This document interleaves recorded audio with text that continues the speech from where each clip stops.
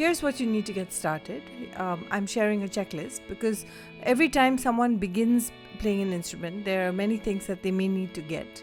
So a lot of students will ask me if, shall I get an expensive violin? Should I get a cheap violin?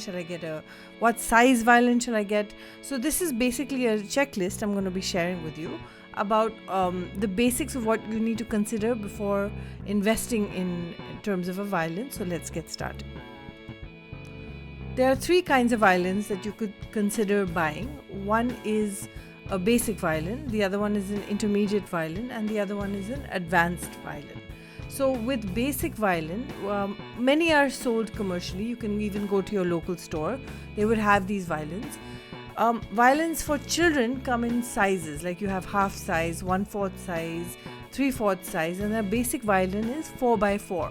So definitely if you have a child, then you would want to measure the size, but I would recommend getting a 3/4 for your child so they can grow into that.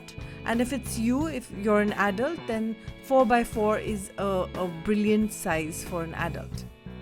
The nice thing about basic violins, which are not so expensive, is that all violins don't sound very good in the start. So this is also nice for you as a musician to challenge you to develop a rich sound when you're playing.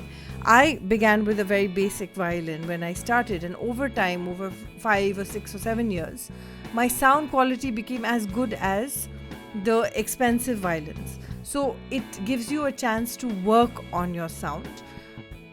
Intermediate violins are mid-range prices. Most of them come with very good sounds. The advantage of a lower price range than the advanced violins, which are very, very expensive, is that if you don't want to make a large investment, this is probably a good lifetime investment that you can invest in a good quality violin, but not shell out lots and lots and lots of money. Most local music shops have a variety of options.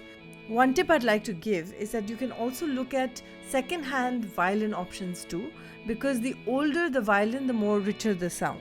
So don't shy away from reaching out around your community if there are people who are selling their old violins.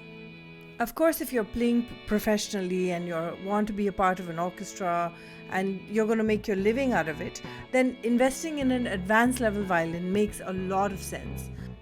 Most of these kind of violins are branded violins, and of course many buy it for the brand, but these are also in terms of solo violins, very, very high-end, high-quality sound.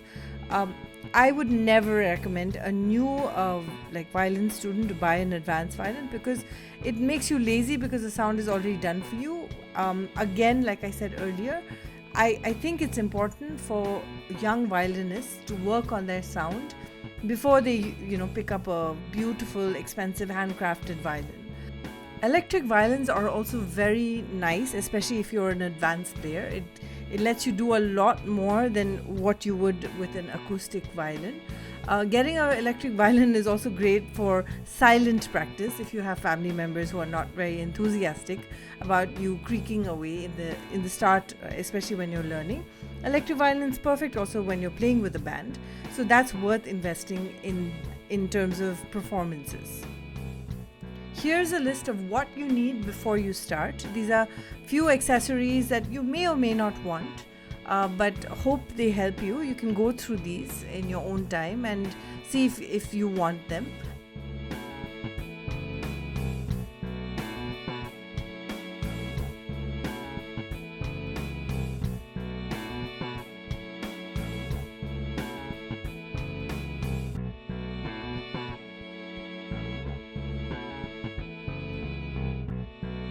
The Suzuki method is a very useful way for children and adults to learn. I hope this list gives you the insight you need in terms of purchases and what accessories to get in your journey in learning the violin.